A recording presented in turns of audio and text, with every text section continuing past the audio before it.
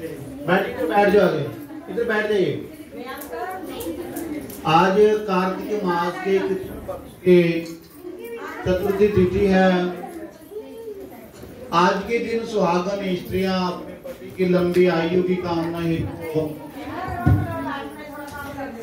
करवा चौथ का यह व्रत रखती हैं। इस दिन निर्जल व निराहार रहकर इस व्रत का पालन किया जाता है। इस दिन ब्रह्म मुहूर्त में उठकर स्नान ध्यान से निवृत्त होकर श्री गणेश माता पार्वती भगवान शंकर का पूजन पाठ करके संकल्प सहित इस व्रत का आरंभ करें और सास द्वारा दी गई सर्दी को खाकर उसके बाद पूरा दिन निर्जल व निराहार रहें और रात के समय कथा सुन के चंद्रमा को अर्घ देकर पति का मुख देखकर ही कुछ अन्न जल को ग्रहण करना चाहिए। कथा कुछ इस प्रकार से है कि एक बार एक साहूकार था, उसके 7 बेटे थे और एक पुत्री थी। बैठ जाओ आगे, अभी शुरू हो गई है कथा, बैठ जाओ।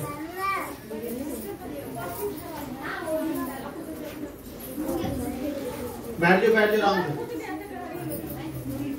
एक बार एक साहूकार था और उसके 7 बेटे थे और एक पुत्री थी।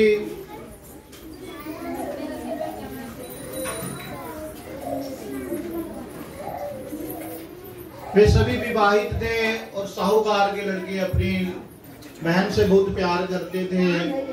वो उसको पहले खाना खिलाते, बाद में स्वयं खाते थे। इस प्रकार उनका आपस में बहुत प्यार था। और जब उनकी शादी हुई और शादी के बाद जब एक दिन साहूकार की लड़की, इस पे बैठ जाओ, साहूकार की लड़की अपने मायके में आई हुई थी, तो इस बीच संकट चौथ का व्रत आया। कार्तिक मास में संकट चौथ का यह व्रत आया। तो उस दिन साहूकार की पत्नी, उसकी बहुएं और लड़की ने भी करवा चौथ का या संकट चौथ का व्रत रखा हुआ था। उधर मूर्तियों में मत लगाओ, ना लगाओ, दरवाजे लगा दो, शीशा लगा दो, शीशा बंद कर दो, अच्छे से बंद कर दो पूरा, खींच के रहेगा बंद।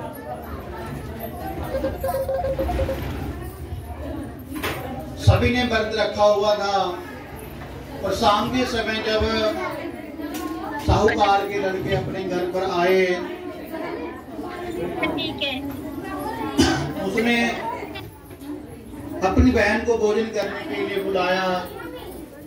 तो उन्होंने कहा कि अभी आज उसका व्रत है और वह जब तक चंद्रमा को अर्घ नहीं देंगे तब तक वह कुछ भी अन्न जल नहीं ग्रहण करेंगे। और उनके भाइयों का नियम था कि वे जब तक अपनी बहन को भोजन नहीं कराते तब तक वे स्वयं भी भोजन नहीं करते थे। इस कारण वे उसका व्रत खुलवाने के लिए उपाय सोचने लगे। तब सबसे छोटे भाई ने उपाय सोचा कि वे दूर जंगल में जाकर एक वृक्ष के ऊपर चढ़कर एक दिया जलाकर घर पर आ गए और घर आकर उसने अपनी बहन को कहा कि देखो चांद निकल आया है, तुम चांद को अर्घ देकर अपना व्रत खोल लो।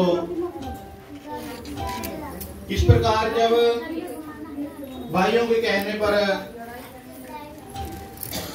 उसने अपनी भाभियों को भी बुलाया, उनसे भी कहा कि देखो चांद निकल आया, तुम सब भी अर्घ देकर व्रत खोल लो। तो उसकी भाभियों ने उसको समझाया कि अभी चांद नहीं निकला। कथा सुन लो, पहले बैठ, कथा सुन लो पहले बैठ के, बार बार कुछ करोगे, बैठ जाओ।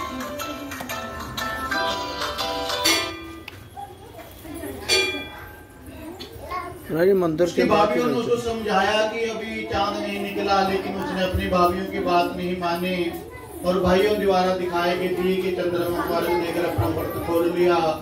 इस प्रकार व्रत खोलने उसका व्रत खंडित हो गया। और जब वह भोजन करने के लिए बैठी निवाले में उसको छींक आई, दूसरे निवाले में बाल आया और तीसरे निवाले में उसको उसके पति की मृत्यु का समाचार सुनाई पड़ा। तब उसकी भाभियों ने उसको बतलाया कि देखो तुम्हारे व्रत के खंडित होने के कारण ऐसा हुआ है, अब तुम्हें व्रत का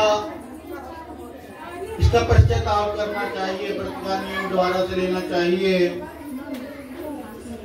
और वह रोती बिलखती अपने ससुराल चली गई और ससुराल जाकर उसने कहा कि मेरे पति की सबको मत जलाइए, मैं उनके अपने सत्यत्व के प्रभाव से उनको अपने जीवित करूंगी। और ऐसा कहकर वह अपने पति को अपनी गोद में लेकर शमशान में बैठ गई और उसकी देख रेख करने लगी।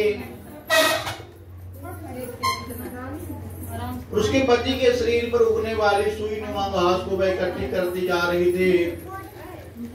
और पूरा साल बीत जाने पर जब दोबारा करवा चौथ का व्रत आया तो पूरे गांव की सुहागन स्त्रियां और सती से आशीर्वाद लेने के लिए उनके पास गई। और वह साहूकार की लड़की तब सभी को कहते कि आप यम की सुई ले लो और मुझे पिया की सुई दे दो और मुझे सुहागन होने का आशीर्वाद दो। तब सभी सुहागिनों ने उनको असमर्थता जताई कि हम में इतना बल नहीं, इतना समर्थ नहीं।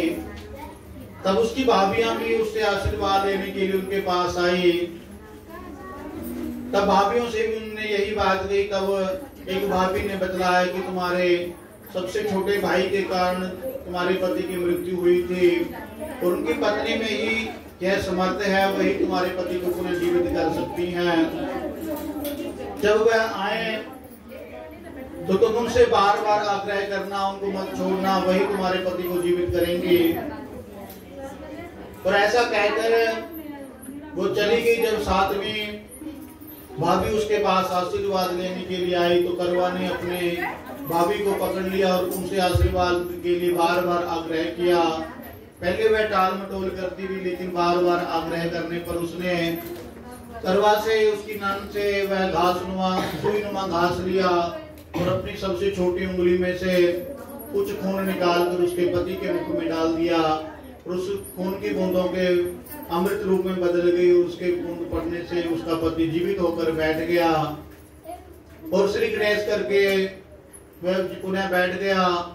इस प्रकार करवा ने अपने बल व्रत के प्रभाव से, अपने सतीत्व के प्रभाव से अपने पति को पुनः जीवन दान दिया। और उस दिन से यह संकट चौथ का व्रत करवा के नाम से प्रसिद्ध हो गया। और जो भी सुहागन स्त्रियां अपने पति की लंबी आयु की कामना से इस व्रत का नियम से पालन करती हैं, उनके पति पर आने वाले हर संकट विपदा का नाश होता है। बोली पार्वती माता की जय, माता की जय। पीछे थाली बटानी है किसी ने तो गोल हो के बैठ जाओ, राउंड बना के बैठ जाओ। ये उसमें डालो ना। पीछे भी जिन्होंने थाली बटानी है अपना गोल चित्र बना के बैठ जाओ आराम से। एक आध इधर आ जाओ आगे।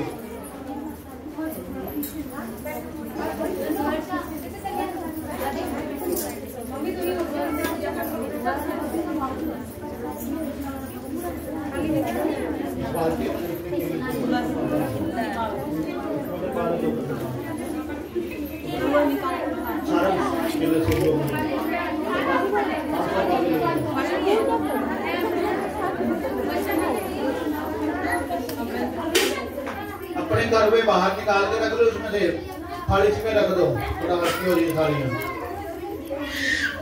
फल प्रांत में रख दो निकाल के, जो प्रसाद निकाल लो ना आपकी। हाँ जी निकाल लो, कथा तो सुन लो।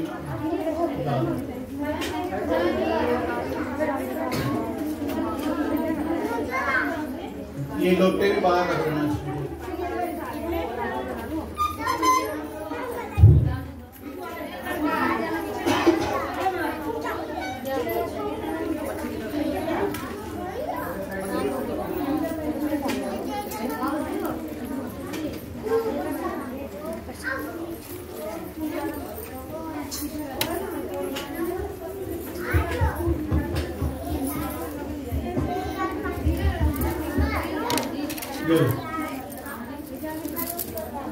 अपने करवे बाहर रख लो थाली में से।